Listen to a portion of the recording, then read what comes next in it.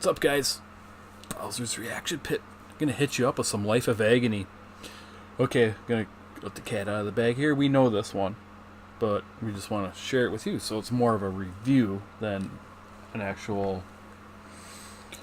like a reaction. It would, like, if you want to capture our reaction, you have to rewind the clocks all the way back to, was that maybe 2000, 2001? We were sitting in your car, and we just pulled up outside of a bank. I want to say you were going to cash your check, and you're like, "Hey, check this out." And I don't know where you found the CD. You're like, I've had this for a while or something. You put it on, and you're like, "Check out this dude's voice," and I was just like, "Whoa." Yeah. And the whole album is like a really, really good album. The whole start to finish is awesome. Start to finish. Every song on this album is really good. And I was just thinking about this because we were doing a lot of 80s stuff. And I was just thinking about, like, what killed that movement, you know, the whole 80s, the glam, the hair metal and stuff. And it was all the advent of, obviously, grunge. And then you get we were talking about different genres of metal. And then you got the New York hardcore scene. So the metal and rock scene just branched out more. Instead of in the 80s, it was either you had pop or you had like rock, wussy rock, and then you had hard rock, and that was it. Yep. And this is like everything else was way underground, and not a lot of people that were listening to that stuff that were influenced by it. They obviously, you know, they liked the music at the time, but at the same time they hated it because it wasn't giving them what they wanted. They wanted to do their own thing. So say that they were inspired by it, they were, but in the opposite way. They were inspired to do something completely different. So let's check it out. Curious to see what you guys think.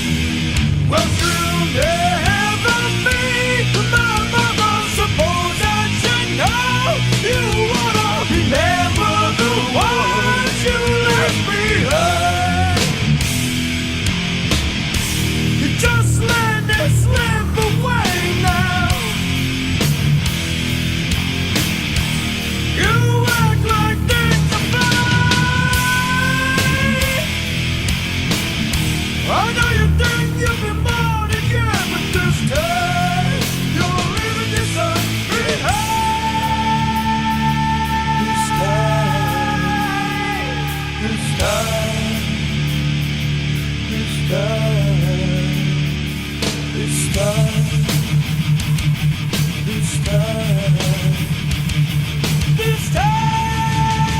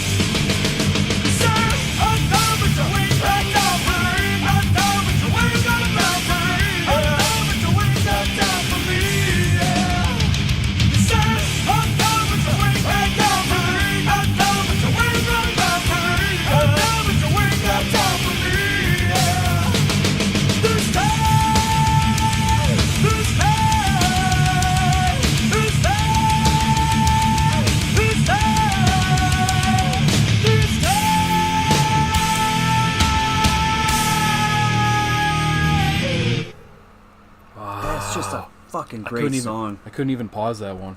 That's just a great song. Think of everything that went into making that, like every bit of that dude's like being. When they named this band Life of Agony, that dude wasn't kidding.